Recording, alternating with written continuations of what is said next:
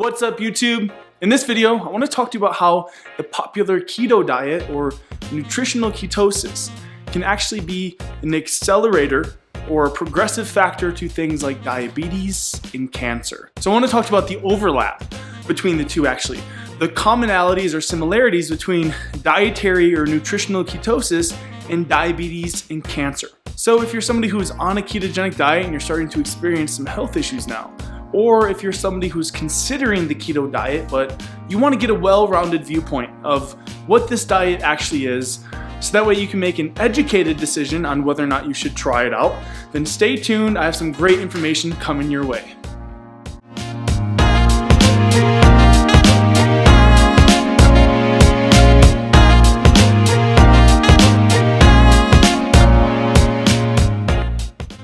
Okay, so I want to kick off this video with a very simple lesson in physiology. I want to talk to you about how a ketone body, how a ketone is made. Something that I think should be one of the most fundamental, basic things that you learn if you're on a ketogenic diet, but it's something that I don't think I've ever seen anybody talk about in the world of ketosis or the whole keto movement. I've never seen anybody talk about how your body actually makes a ketone. I've heard people get close, but I've never heard anybody fully break it down. So I think describing that physiological process will be incredibly important, insightful, and helpful for figuring out whether or not you should go on a keto diet and understanding the rest of this video. So what is a ketone or a keto body? A ketone or a ketone body is actually an alternative fuel source that is a breakdown product of fat that's processed in the liver when there's a short supply of dietary glucose. You see, despite what other people in the keto world will tell you, your cells do not run off of fatty acids. In fact, a lot of your cells, in particular many organs in the body like the hair follicle, cannot sub in fatty acids for energy. The fact of the matter is your cells ultimately use glucose to perform every cellular function.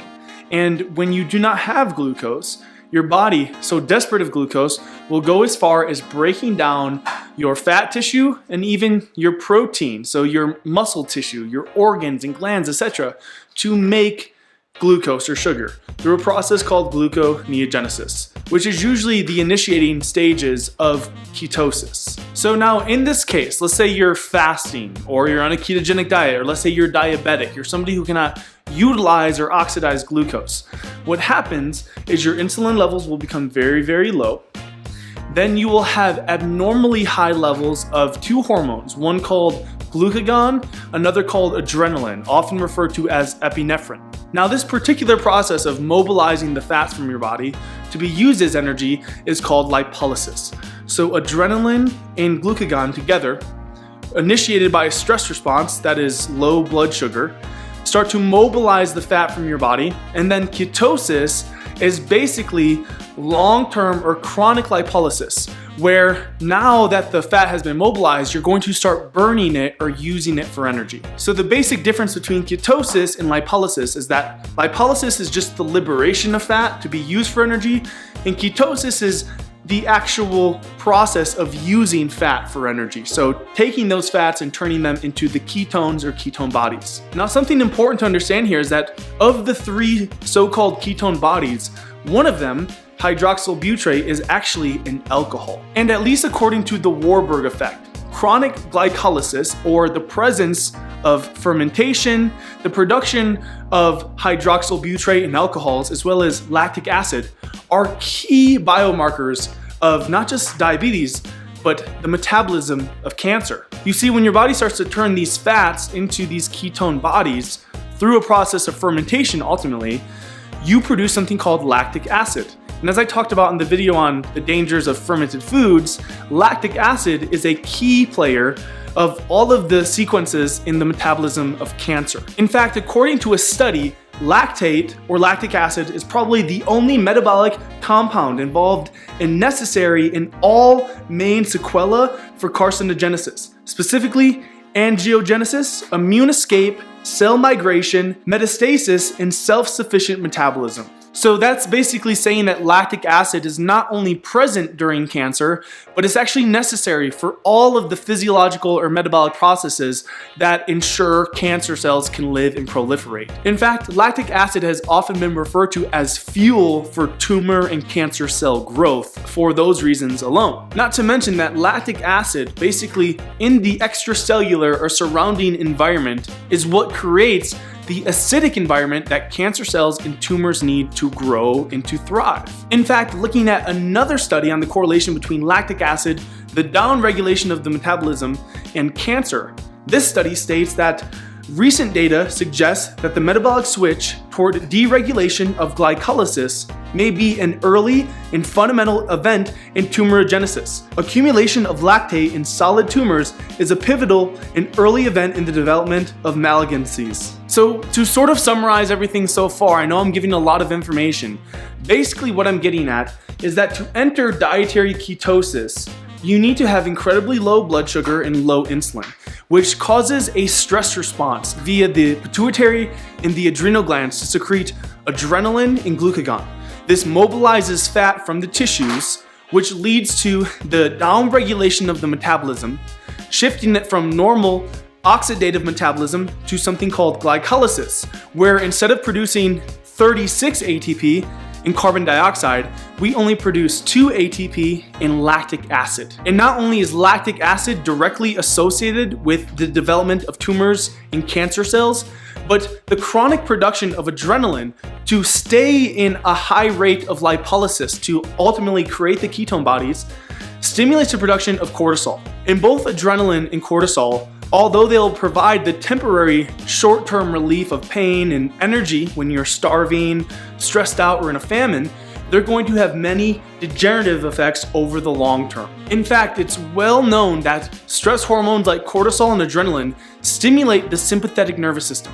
And according to study, the activation of the sympathetic nervous system from chronic stress drives cancer progression. It shows that chronic stress restructures lymphatic networks within and around tumors to provide pathways for tumor cell escape. And keep in mind, one of the most important things to understand about ketosis that everybody seems to ignore is that to mobilize fat to be used as energy, you need to be chronically producing adrenaline and cortisol. So that means that nutritional ketosis is actually a stress. You're mimicking the state of a diabetic, somebody who is starving, or in a famine. And the byproduct of this long term is the mimicking of the metabolism of cancer. Now, I think that the reason that few people know this information, other than the fact that maybe they don't go to school for physiology or something, and it's not taught online, is because of the negative connotations and the dogma around things like sugar. You see, sugar has been blamed for all of the issues that people are trying to avoid on a ketogenic diet. Sugar has been blamed for diabetes, it's been blamed for obesity, it's even been blamed for cancer. But the fact of the matter is, it's been long and well known and discovered that sugar doesn't cause any of these things. If anything, sugar's anti-stress effect, meaning its ability to suppress cortisol and stop the stress response, would make it a contributing factor to warding off and preventing obesity, cancer, and diabetes. In fact, in an old clinical trial, when they were first trying to figure out, does sugar actually cause diabetes? They did a very simple experiment, a group of researchers did. They basically took two groups of people. Both had severe diabetes. One group was allowed to eat as much sugar as they wanted, with no cap at all. The other group was not allowed to consume any sugar whatsoever. And basically what they found at the end of 13 weeks was that the group that consumed as much sugar as they wanted recovered their diabetes and all of the wasting conditions.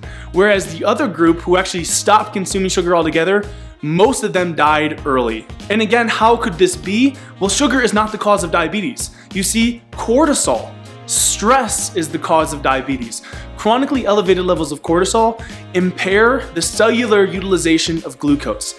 And that's really all a diabetic is somebody that cannot utilize glucose. They cannot oxidize it and use it for cellular functions. And again, this is primarily induced by the chronic production of cortisol. So chronic stress of any degree can actually cause diabetes. And in addition to chronically high cortisol, diabetics have a second issue going on, which is the elevation of free circulating fatty acids. So this is actually a byproduct, again, of dietary or nutritional ketosis, the release of fatty acids into the bloodstream.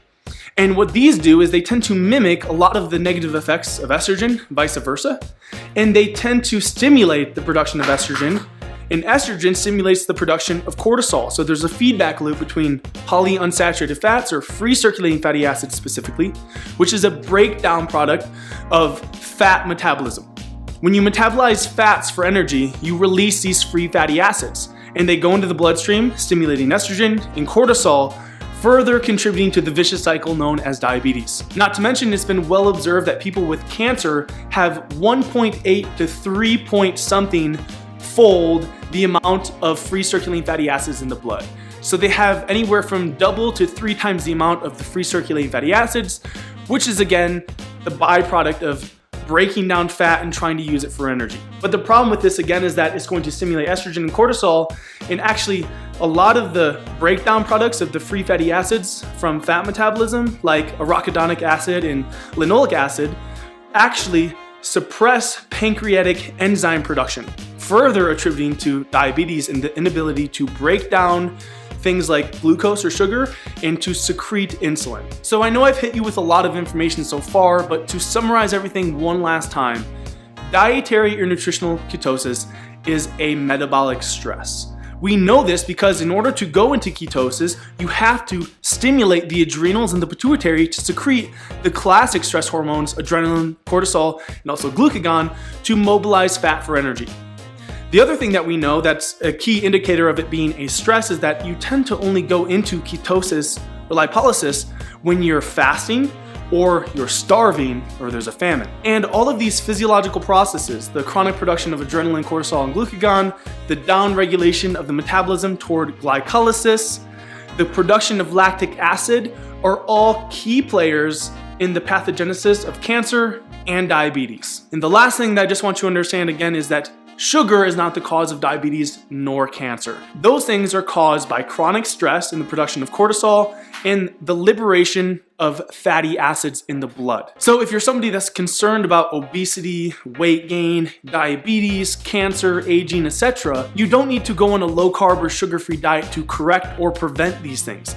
If anything, after a short-term period of relief, you're going to probably accelerate your likelihood to experience those things. Instead of dumping the sugar and not consuming carbohydrates anymore, which fuel the thyroid and the conversion of thyroid hormone and generally boost the metabolism, what you're going to want to do is avoid the consumption of polyunsaturated fats, which again suppress pancreatic enzyme production. They are estrogenic, they stimulate a stress response, and they generally slow down all the metabolic processes by interfering with thyroid hormone. And also, you're going to want to get a handle on your stress. Again, all stress leads to the impairment of glucose utilization. So if you're stressed out, the last thing you're probably going to want to do is remove sugar, because sugar regulates cortisol and the stress hormone. So consuming some sugar will help to suppress the stress response. This is why you crave sugar when you're stressed out, because cortisol gets high and the sugar suppresses it.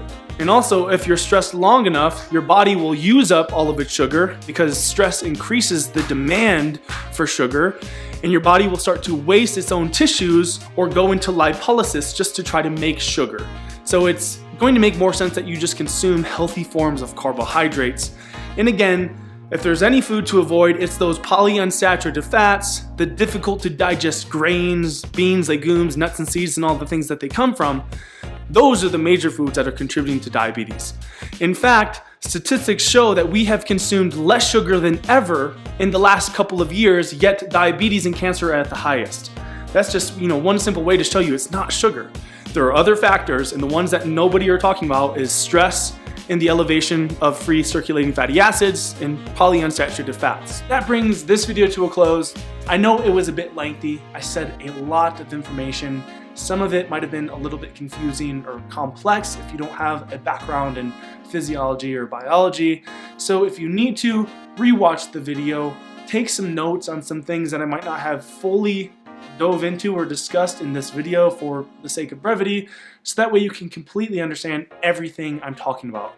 At the end of the day, I'm making this channel to bring you the truth about health and wellness, everything that affects the quality of your health and life, not just nutrition, but a holistic approach. And in a world that's so full of false data and manipulated information just to turn a profit, this is something that is a bit challenging. And the ketogenic diet and most diets in general are really great examples of this. You know, these diets, particularly the keto diet, didn't exist up until like a couple of years ago. Now people get offended, you know, if you try to get them to stop doing it, or if you say anything against them. And I just think that something's incredibly off about that. At least in my opinion, no diet or protocol should ever make you get religious or get offended when people pose a different viewpoint. So that's not my intention. And again, in my opinion, that's probably only occurring because there's a lie within it. When you know something is a fact, when you know something is the truth, you do not need to prove yourself or defend yourself. You know your name is your name. If somebody told you that it wasn't, you wouldn't get offended. You wouldn't try to prove it to them, you just know. So in my understanding of the ketogenic diet, and my understanding of most of the dietary fads out there, there's always manipulated misinformation or at least incomplete data, and that's not going to get you very far. So hopefully this video has brought further insight as to what makes up a good diet and why we're actually all sick. It has nothing to do with the things we're usually told it does. So again, I'm not trying to offend anybody by making these videos. I just want everybody to ideally know the truth about their health and about diet and nutrition. So if you are offended by it, I would ask you to ask yourself why that actually is. Otherwise, hopefully you enjoyed the video and all of these videos that I'm making. If you do, don't forget to give them a big thumbs up. That really helps me out, helps my channel grow so more people can see it. Leave a comment in the comment section below. You know, just say hi, what's up? Let me know what sort of videos you want to see in the future. Ask any questions if I confused you, if you want to know more about something. I'm happy to answer any questions there. Otherwise, subscribe to the YouTube channel if you're new here. And if you're curious about my, let's say, dietary philosophies, what I would typically recommend to my clients, I do have a blog and an online wellness course where I teach people how to eat according to correct physiology, proper metabolic function, and good digestive function, amongst incorporating other lifestyle factors for a complete systemic approach to improving your health. Until next time, I'm Nick. Peace.